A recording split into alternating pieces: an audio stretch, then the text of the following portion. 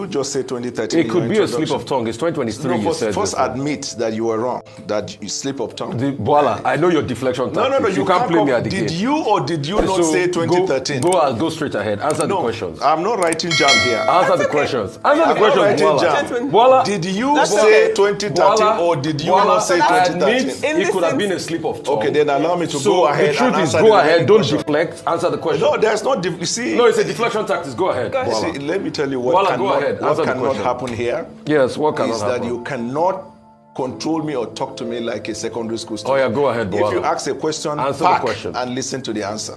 Yeah, I would deliberately play that clip because you came in with a bang and you said you're a presidential spokesman. But Mr. Bayer and Anuga and the other people in the team corrected you and they redirected the position. I'll ask you two questions. Number one, what is your relationship like with them? Do you have the access? Is your office in the villa? Do you have that level of full access? Do you still have that access with President Tinubu? Or that little back and forth has pushed you down the pecking order? Because they now changed you, so special advisor on policy comes, which a lot of people said it was a demotion for public relations. But I also ask you, Mr. Bwala, my friend and brother, what are you doing in this government? Wait, let me finish now. Let me finish. Hold on. Just, what are you doing in this government? The same government that in an Arise interview in 2013, you described as president-select rather than president-elect, accusing INEC of manipulation and all of that. You are saying you were in court to say that it was a rigged process. Those were your words. You had casted many doubts on the veracity of this government. You had said a lot of things against this government. So the question is, a lot of people are asking, what are you doing in the same government at some point that you said, if they vote for APC, it will be like going to a night of 1,000 laughs? So thank you for having me. First of all, I do not think by 2013 you were recruited here. As at 2013, I think sometime around 2013 was when Arise TV launched in London. And at the time, I'm not sure you were with Arise. So first premise, mentioning of 2013 is wrong. And I have been appearing on Arise TV right from UK, even before the Nigerian Arise TV station also was open. Charles Anyogolu will confirm, Andrew will confirm. So that one is one.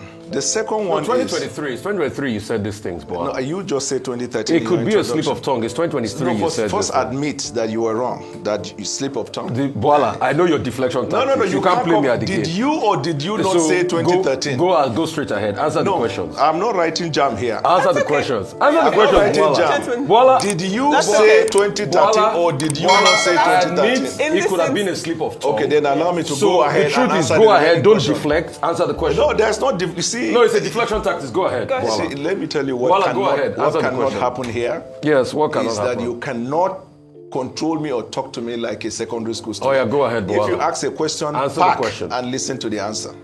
What is the second question? The same government you said all those things about. Yes. That Tinubu didn't win this, and all of that. That processes were shambolic. You were speaking for Atiku. Everything. Yes. You admit you said those things against this government. Why are you still serving in this same government? The government you called a night of 1,000 laughs if they get elected. Why are you serving in? Are you part of the joke? So if you ask the question, you wait for me to answer. Go ahead, Bwala. Good. I was in the opposition. Yes. In case you don't know, the role of the opposition is to oppose the government. In doing so, you de-emphasize the strength of the government and emphasize your strength. Where they have strength, you allow them to argue their matter. They rest their case on their strength and not on the weakness of the opposition.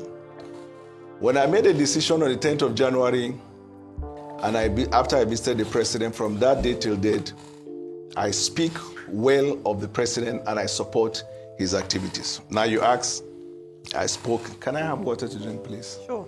Yeah, please get him water. You said I spoke against him. You said a lot of things. You delegitimized him. You said it was not a legitimate government. All the things you said. Do you still stand by them, or you have had a change of heart? They are irrelevant. They are irrelevant. So the question is, you are not a man of convictions. Because if you said those things out of your convictions, then so your convictions change. So here, every day, wiki, and at the end of the day, you people sat and nominated him as the best minister. The same So weekend you are called not Jackson 5. a station of conviction. Anyway, it's not. Can I have I'm a going drink, to say Yes, Bwala. which is on the way, It's not sir. Arise Can I that come nominated him. It is Okay. this day All that right. nominated him. All right, This let me- day, can I- Arise, they are all part Can of I the So same you are come in? company. saying you don't have convictions. Can That's I what you're come saying. in? Can You I don't come have in? conviction, wiki, and then you Mr. came Bwala, together and Mr. Bwala. Okay. Arise Television has interviewed so many people from different backgrounds, people from different political parties, and never a time have we seen them had any altercation with these people. Recently, we saw them interview the president of Africa Development Bank, Adewumi Adeshina, and there was no altercation. It is not surprising that anytime they interviewed someone from APC, it is always an altercation, it is always fight. The reason is very simple. The APC are propagandists. The APC are a propaganda machine. They don't like to say the truth. They always want to deflate away from the real problem in the country. They always want to deflect away from the real issue. They don't want to answer questions for question. They want to answer questions for propaganda. Supporting APC is the hardest job to do in the whole world. They love to go to Chinese television to carry out their interview because they are not being pressed hard. But whenever they come to Arise TV, someone like Rufai Oseni always press them hard to get hard fact question from them. I know a lot of persons has complained about Rufai Oseni's style of journalism. They feel like Rufai Oseni is always confrontational, but it's not confrontational. As a journalist, he's also a Nigerian and he's feeling the pain and the pulse of the people. Rufai Oseni is on X, is on Twitter, and he's seeing whatever is happening. I've seen Rufai Oseni on several fronts soliciting for funds for ordinary Nigerians. So he understands that there is pain in the land. He understands that there is hardship in the land. Rufai Oseni mixes with the ordinary Nigerians. Unlike Seun Akínbólóyè. Seun Akínbólóyè does not really mix with the ordinary people in the land. He always flows with the politicians. So if you are someone like Rufai Oseni, there is no how you'll be happy. Whenever you see someone working for the government come in contact with you, especially in interview, you will always want to get the hard truth from the person. You will always want the politicians to answer based on the reality on ground. And our politicians don't love to admit the reality. They don't love to say the truth. That is why they are always defensive whenever Rufai Oseni is asking them questions. That is their modus operandi in order to dodge the question, in order not to answer the question. By the time they go on the defensive against Rufai Oseni and the Arise TV crew, the purpose of that interview, the purpose of that question they are being asked to be defeated. I could remember vividly when an APC person came on Arise television and he was interviewed by this same Rufai Oseni. He took it personal and he went confrontational with Rufai Oseni, calling Rufai Oseni a small boy, saying that he will not stand here and be interviewed by this small boy. He was so angry. Few months later, this same man went on a live and started crying regarding the government of Bwala Tinubu. It was the same question that Rufai Oseni asked him then to answer about the government of Bwala Tinubu. It was the same answer he went on a live few months later and started lamenting about the government of Bwala Tinubu. What stopped him from answering that question when Rufai Oseni asked him then? The reason is simple. At that point in time, the government of Bwala Tinubu was favoring him. But when he realized that the government of Bwala Tinubu is no longer favoring him, he went against the government of Bwala Tinubu, went on a live and started slating and lambasting the government of Bwala Tinubu. This is the same thing that is happening to Daniel Bwala. When Daniel Bwala was a spokesperson to Atiku Abubakar and the PDP, he said all manner of things about Bwala Tinubu, called his government an illegitimate government, said Bwala Tinubu is not capable to become the president, even went on the television to call Bwala Tinubu a drug lord, call him a criminal. All manner of things against Bwala Tinubu, but after some time, he was now recruited back into the government of Bwala Tinubu, and he's now singing the praises of Bwala Tinubu. This is the same question he's being asked in the studio. Why did you now go back to the same government you criticized? And he is telling them that everything he said in the past is irrelevant. And Rufai Oseni told him, that means you're not a man of conviction. Why were you saying all those things if you know they were not true? And now you are singing a different tone. This is the problem we have in our country. We have young men and women, people who are called the leaders of tomorrow, who do not have conviction, who do not have political ideology. All they care about is stomach infrastructure. anywhere belle face. As long as they are not in power, they will do everything possible to get in power. Not because they have the passion to fix Nigeria, not because they care about the sufferings of Nigerians, but because they want to have unhindered access to the economy of this country, to the resources of this country. If they cannot get to power, they will cross carpet from their party to the ruling party. This is what happened to Bwala. This is what has happened to many Nigerians. That is the reason why you keep seeing politicians recycling and cross-carpeting to different political parties.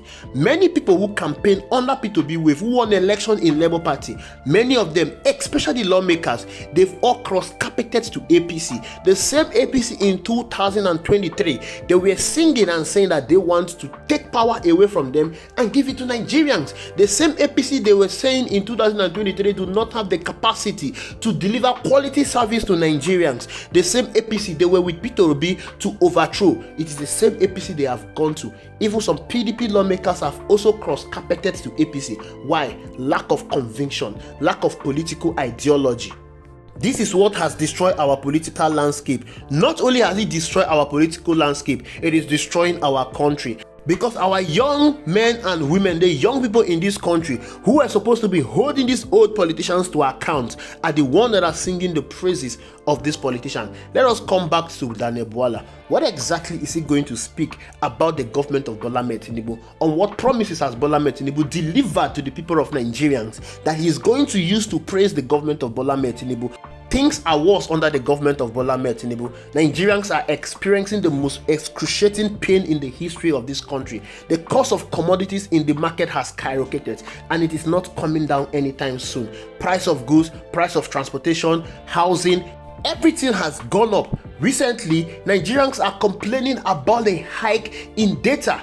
Maybe the government feel that, oh, these people have data to come online and criticize the government. We are going to increase the price of data. Let us see how they will come online and still criticize the government. What exactly is an average Nigerian enjoying from the government? What exactly is the government subsidizing for Nigerians? The government do not subsidize anything for Nigerians. They subsidize everything for the politicians. If you want to fix the economy, if you want to save money for the future, the first thing you do is to cut down the cost of governance. This is what presidents all over the countries do. This is what Donald Trump is doing currently. This is what Javier Milei did in Argentina, and he was able to reduce the inflation rate in Argentina. But the Nigerian government is not doing any of this. Inflation has jumped to all-time high. Things that were subsidized for the people have been removed. The salary of the people have remained unchanged. But the salary of politicians have increased. Houses are being built for judges. 160 million naira was used to purchase SUV for the National Assembly members. Bola Tinubu purchased a presidential jet of $150 million.